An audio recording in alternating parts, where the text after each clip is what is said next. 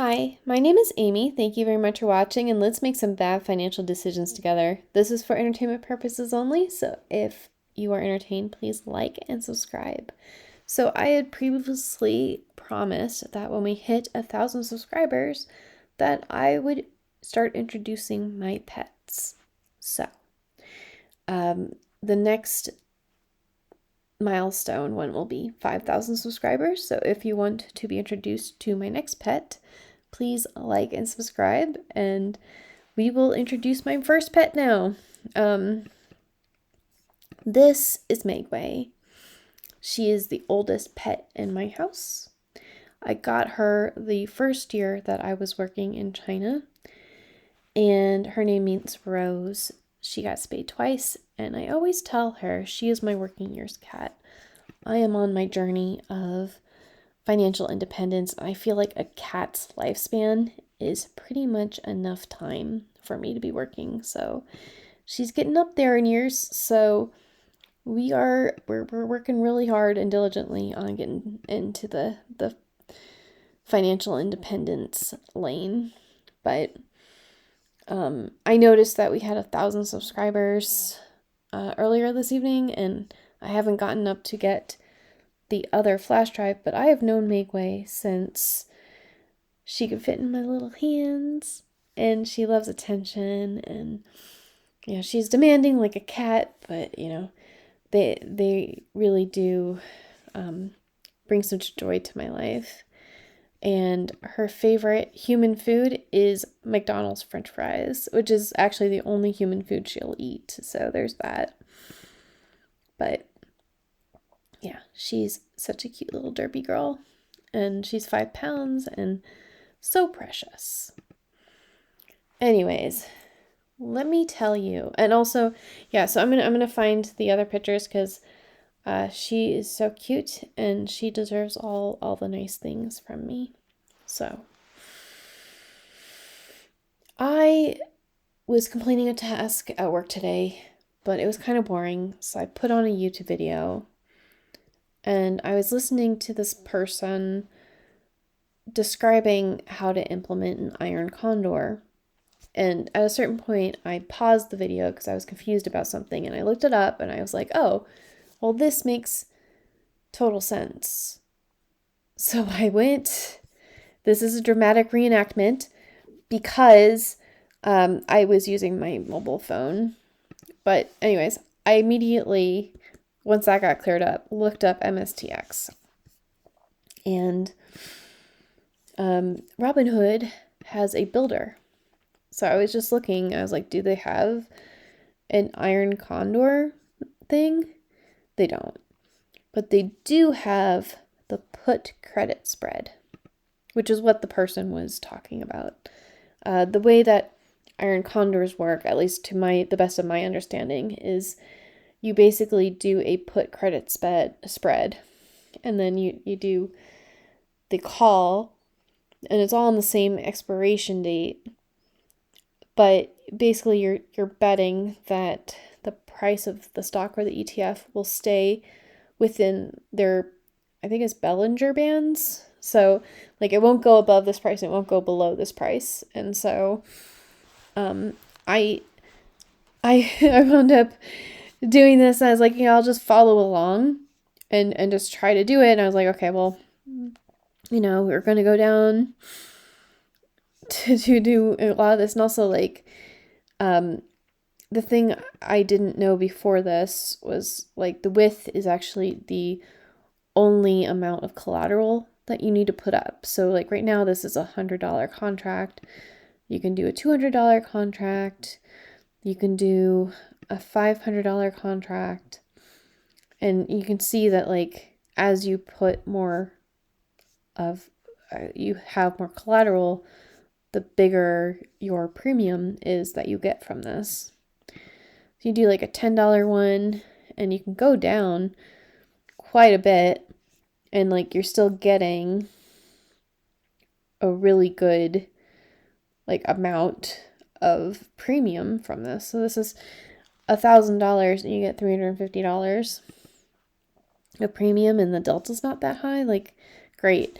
So I was like one motion away from buying this. And I was just thinking, you're practicing, you're simulating how to do the iron condor. Maybe when you're practicing, the first one you do should not be on a leveraged product. So I love you, MSTX, but you were not my first. I wound up doing the triple Q because they have the dailies if I want to do that. And if they have dailies, obviously you can do weekly or monthly or whatever I want to do. But having the option of doing it daily would mean that I can experiment with an iron condor and compare my results to what I'm doing with the SPY, with the leap. I mean, it won't be one-on-one, but whatever, it's fine. However, so I did a $2 spread. I'm not feeling too. I just want to get what I can get, and experiment with what I'm comfortable with. So I did this. I took out a put credit spread, and I felt really proud of myself that I did my first iron condor. And then I realized like a minute later that this is only half the strategy. That there's like the entire the call part where you're guessing what the top of the band is. And at that point I was like, no, I'm good. And so the puts credit spread is my new favorite thing. My hesitation with this before was I don't want to lose money with options, at least not too much. And put credit spreads, you limit your downside, like you protect your downside. So like if I did this 498 and 496, like the lowest that the price of the ETF would go is 496, and then if the price went below that, it doesn't matter because I bought my put, so I have the right to sell it. To sell it at that price. So I don't care if it goes below that. And then, so the first bet is it doesn't get to 498. The second bet is that it doesn't go past 496. So if it goes to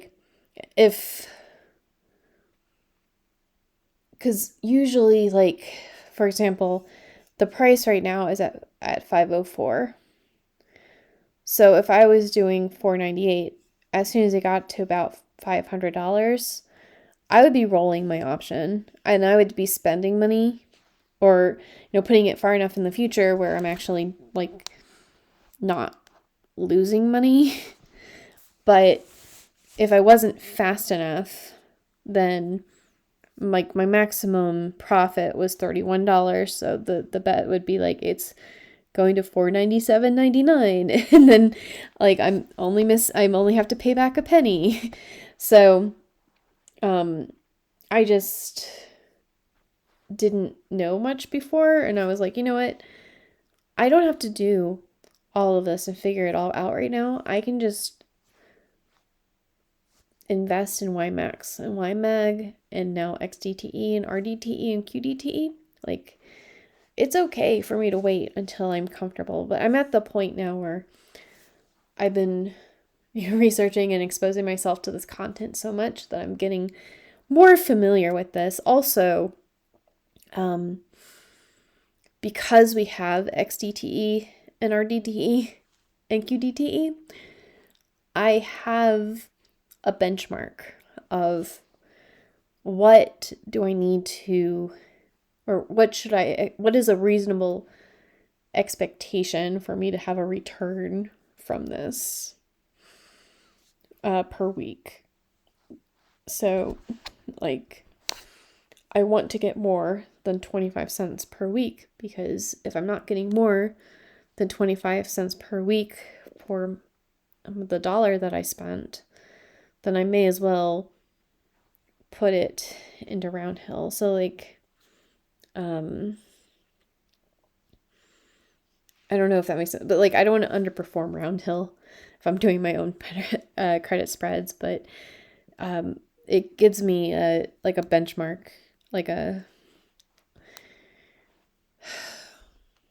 how do I put that? Like, now I know, like, if I'm trying to be too aggressive. It's hard to tell, like, are you being too aggressive besides just like looking at the deltas and like trying to figure out, like, I don't want to be assigned, and I don't want to always have to be rolling my position and getting out of bad spots. I want to put it at a strike price that's low enough or out of the money enough, depending on the direction, that like I set it and I forget it, and it expires worthless, and we just move on with our lives. So I did choose the triple Qs because it has the daily options, and I feel like it's a nice thing to practice on if you're not going to do the SPY.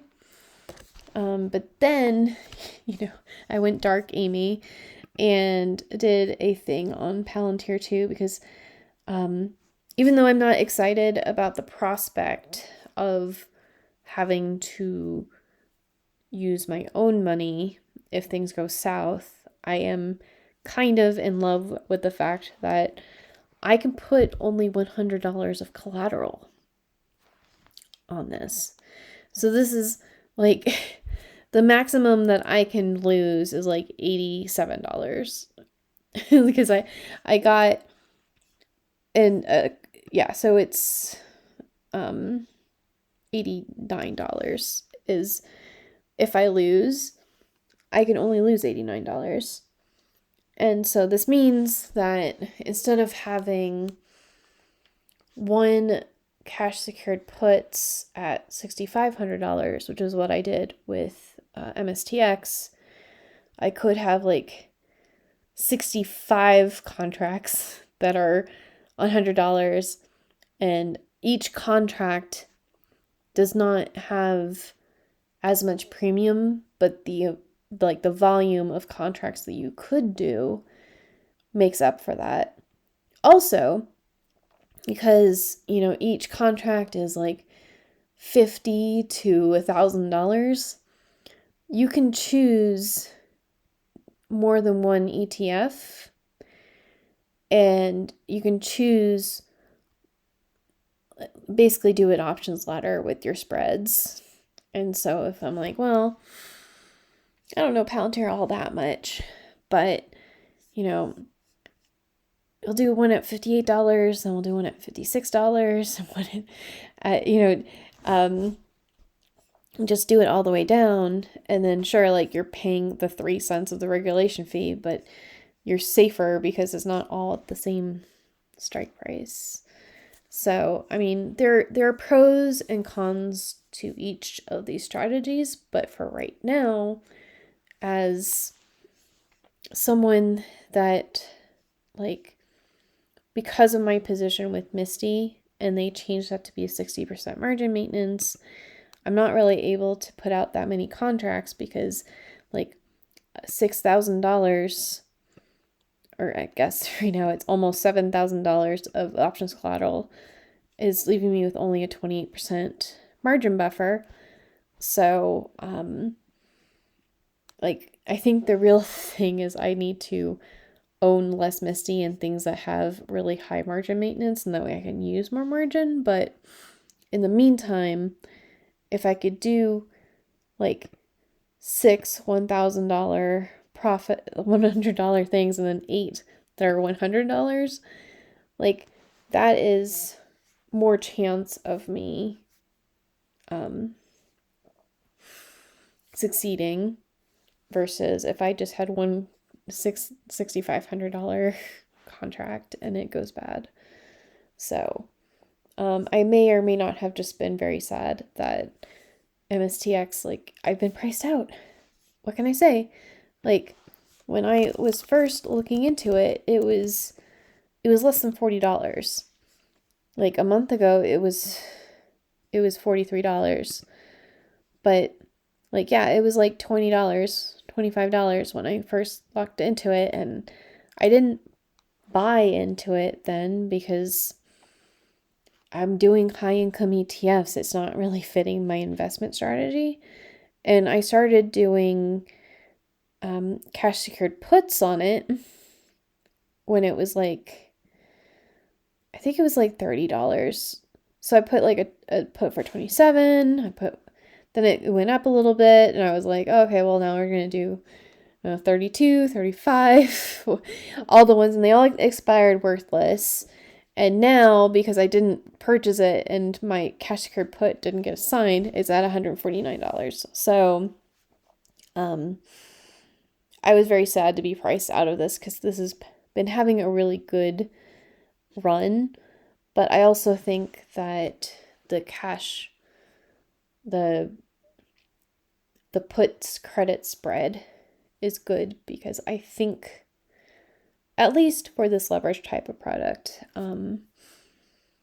if it like really goes down, like I would really gladly spend $89 to close a position versus like MSTX went from $149 down to like $19, and now I get margin called and I have to sell a bunch of stuff because, you know, this was a big position I got assigned, and now it's worth nothing. So it's all about perspective and what your goals are and your risk tolerance and how much capital you have.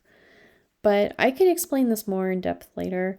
I had actually prepared for that, but then I saw that we had 1,000 subscribers and I was excited to share Meigui. So, let me know if you've ever done the cash, I keep calling it that, the credit spreads, and if you've had good luck with them, or are you just really content with using, Yield Max and Roundhill and all those high income ETFs because you don't have to run your own options. You don't have to figure out the strike price. You don't have to look at the Greeks. You don't have to do anything besides believe that the fund managers know how to write calls and collect your premium. So I will talk to you all later. Good night.